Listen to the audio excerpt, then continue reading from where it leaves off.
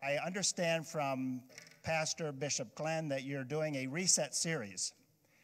And actually, what I have to share is like another one of those reset concepts. Because reset really is God's call to something new. And if you knew my background before I started with EMM in 1978, as Akia has already shared, I am the fifth of 8 children of a farmer in Pennsylvania, and we grew potatoes. And I knew what it was like to get down on my knees and pick potatoes for many, many years. It was hard work, and the benefit of that was that I learned the value of work. And so if I were back at that time to think about what God would do with my life, I had no idea, not really a clue as to what he would do. But this is where the story is. Because when God calls us, it's kind of all or nothing. And he calls us to a life of ministry and a life of service and a life of carrying out the love of Jesus to other people. And I struggled with that call as a high school student. And I thought, I felt God saying, Gerry, I want you for ministry. But I was like, my father was a pastor, and did I really want to do that and get into all of those difficult issues? Because when you're ministering, you get into messy situations. So I thought I would study math, and I could be a math teacher. But God didn't let me rest there. So eventually I gave in and said, okay, God, my life is yours. You gave your life for me. What can I do but give my life for you? And I will plan and study to be whatever it is you want me to be. And one of my prayers, even as a young child, and it's actually continued throughout my adult life, is, Lord, I don't know the future, but you know what that is, and help me to do and prepare and to commit today so that I am ready for whatever it is you have me to do tomorrow.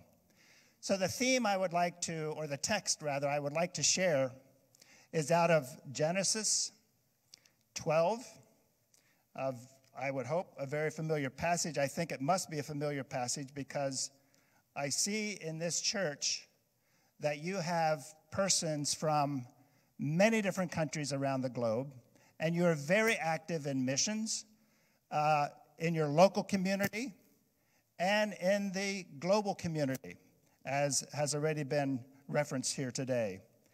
But here we have in Genesis 12 a shift from what's happening in the first 11 chapters.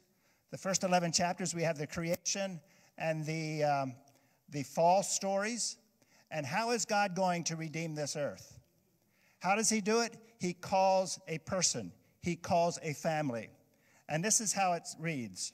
Genesis 12:1. The Lord said to Abram, leave your country, your people, and your father's household, and go to the land I will show you. I will make you into a great nation, and I will bless you. I will bless those who bless you. I will make you into a great nation. Okay, sorry, back up here. I will bless you. I will make you your name great, and you will be a blessing. I will bless those who bless you, and whoever curses you, I will curse. All peoples on earth. All peoples. That's an amazing look to the future. Will be blessed through you. So Abraham left as the Lord told him. Reset. God calls, and then he shows the way. He said to Abraham, leave your country and your father's household. In essence, go, and I will show you. In Hebrews, we have the reflection from the Hebrews writer that by faith, Abraham obeyed and went, even though he did not know where he was going. Have you ever left to go somewhere not knowing where you were going? Well, that was kind of like the story the first time I came here. I knew where I was going, but I didn't know how to get there, so I had the help of a GPS. But There's no GPS in ministry other than the Holy Spirit. There is no GPS other than the community of faith. There's no GPS other than the Bible that gives us instructions on how to live and navigate this life. Jesus said, reset, come, follow me. Did the disciples know what would happen? They didn't have a clue. Even after 3 years, they didn't understand what Jesus was all about. That didn't occur until sometime later. But the point is here that when God calls, we need to say yes and then go, and he will show us the way. So that call for me was to offer my gifts in ministry wherever the church had need for those gifts.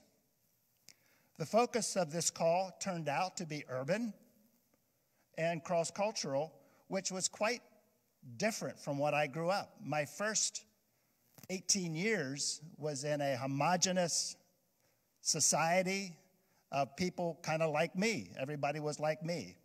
And to connect with persons of different backgrounds and different cultures and different languages was a very strange idea. Nevertheless, I said, okay, Lord, if that's what you want, that's what I'm ready to commit to. And interestingly, over the years, God opened various doors that were discerned to be the way to go. And I'd like to just make a plug here to the young people in this listening here today. I knew that when I came out of school, whatever I did would be pivotal in my life journey and in my journey of ministry. Realizing that most people in our country make that decision on their own, I knew I wasn't smart enough for that. I knew I didn't have enough wisdom to figure out my life. So I went to the elders of my church, and I said, listen, I love the Lord, I want to be involved in ministry, but I need your help to discern what that looks like. So we took time, and we sat together. They knew me from childhood, I knew them, we trusted each other, and we walked a journey for some months to discern what that would look like.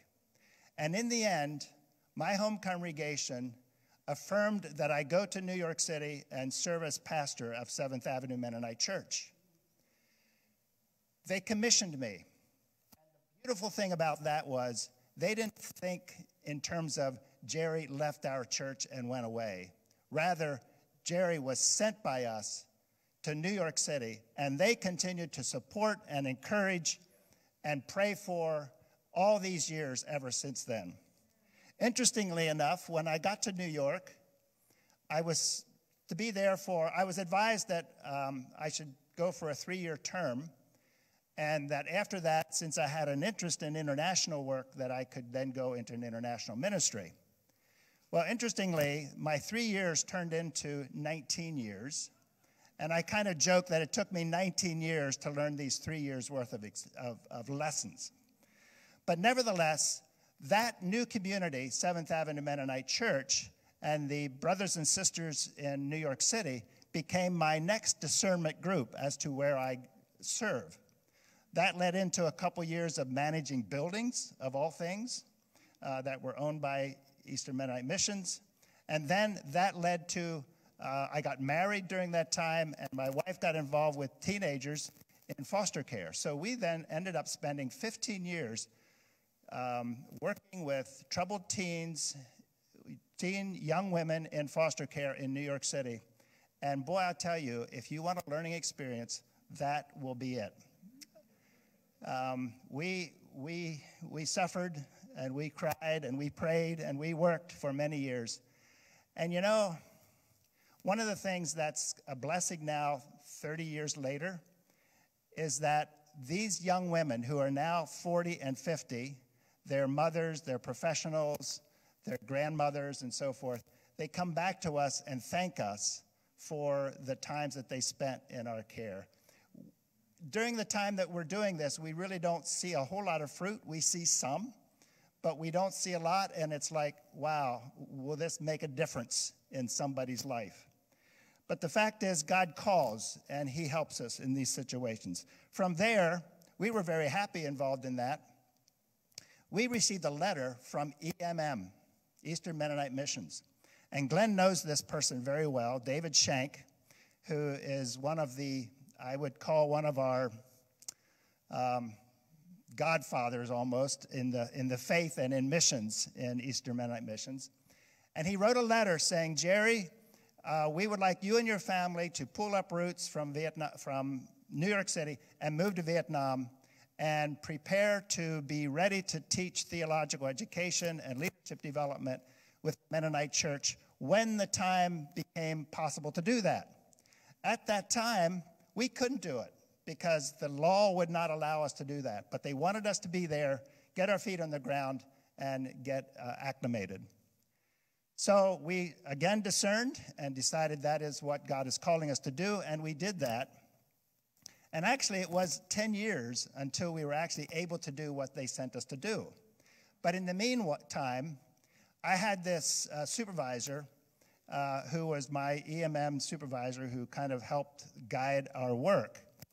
And he lived in Hong Kong and occasionally would come to Vietnam and help us walk through our journey in Vietnam. We couldn't do the teaching we wanted to do, but we still had something to be engaged in. And in the end, we spent quite a bit of time working in the background and ended up running an international school for 5 years. Now, that was one I never expected to do. But this guy's name was Glenn Kaufman, and he was my accountability and my supervisor. And very helpful because he understood Asian context enough to think into the Vietnam setting, even though he was in Hong Kong, and could help guide how we work. Both of us were working in communist, politically guided countries, and so that offers its own unique set of challenges. Along the way, we then felt that this is what God is wanting us to do, so we ended up doing that. And I could say a lot more, but I don't have time to tell all the details of my story. I just want to comment on a couple things here, and that is that all of our time in New York City and in Ho Chi Minh City, which used to be called Saigon, Vietnam, we were guided by the vision from Jeremiah 29:7, which says, "Seek the peace and prosperity of the city to which I have carried you into exile." And I will say that for a person that grew up on a farm, as my wife also had grown up on a farm, living in a city such as New York or Saigon felt like exile at first. But the Lord says, I have sent you there, and I want you to pray to the Lord for that place, because if it prospers, you too will prosper.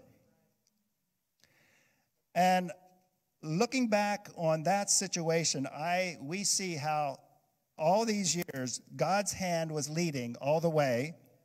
God provided daily direction, even though many seasons I did not understand why we were doing what we were doing.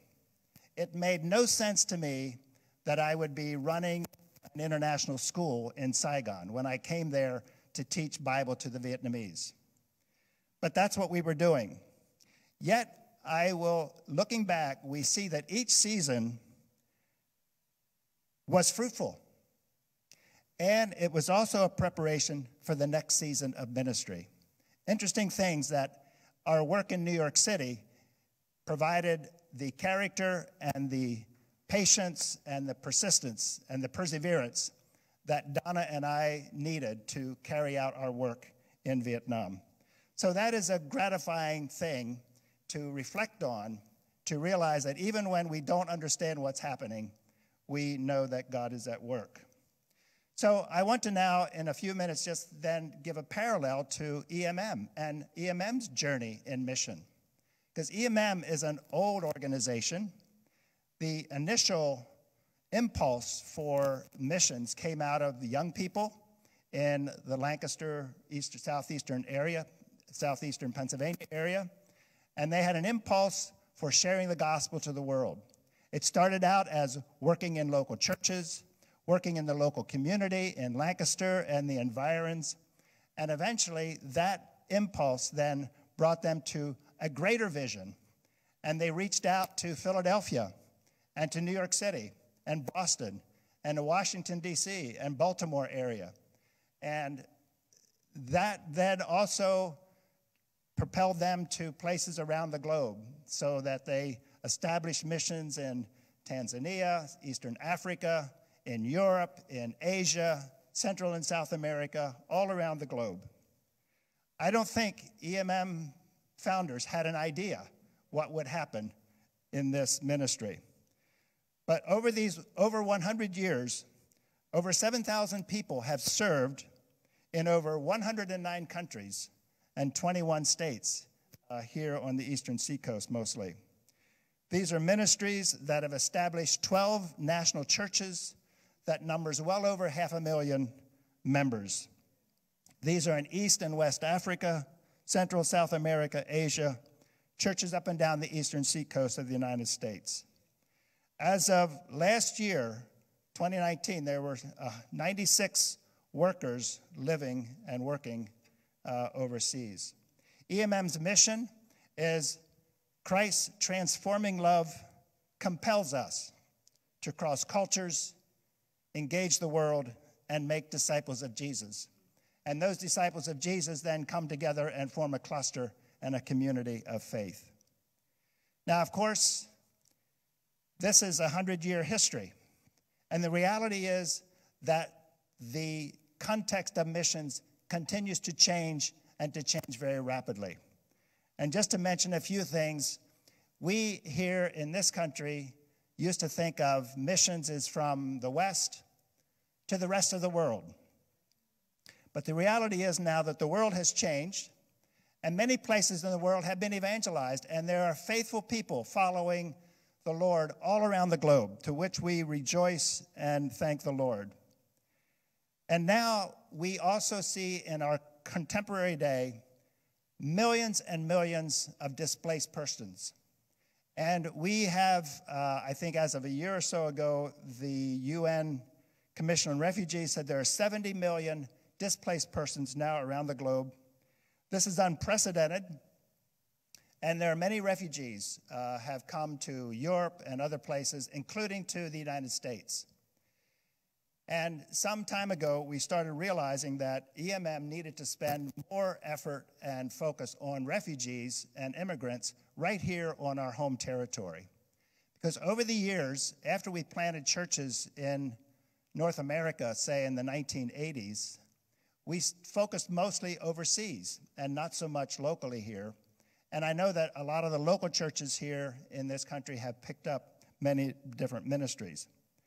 But now, once again, it seems that the Lord is calling EMM to respond to immigrants and refugees in a new and fresh way. And so what is happening is that the offices of EMM have been out in a suburb, out near the cornfields of Pennsylvania, for the last over 60 years. And through the leadership of Nelson Okonya, who used to be pastor here, when he was president of EMM, we felt this call to relocate the office in the Lancaster area, right in the middle of where the immigrants and the refugees tend to settle when they come to this country, or come to that area.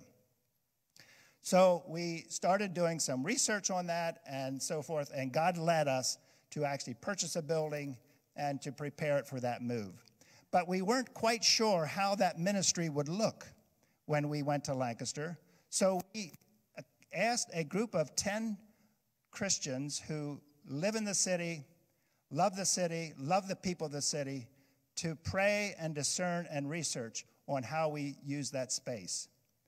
And in the end, they came back to us and they said, we feel that what you can do here is dedicate this whole first floor to a hospitality center for the nations. Because in Lancaster area, there are a lot of newly immigrated persons from around the globe. I think there's Somalis, Syrians, Nigerians. I don't know all of the different groups, but there are quite a number of different groups that have migrated there. And just a few years ago, BBC in the UK heard about all the immigrants and refugees being sponsored in the Lancaster area. So they came to do some research, and they discovered that Lancaster has sponsored and brought and supported immigrants to the tune of 20 times any other place in the United States per capita. So for the number of people in Lancaster, they've sponsored that many more kinds of people. So we feel that what God has called us to do now is to reach out to immigrants in a way that's very, very intentional and specific. And when I think about how God has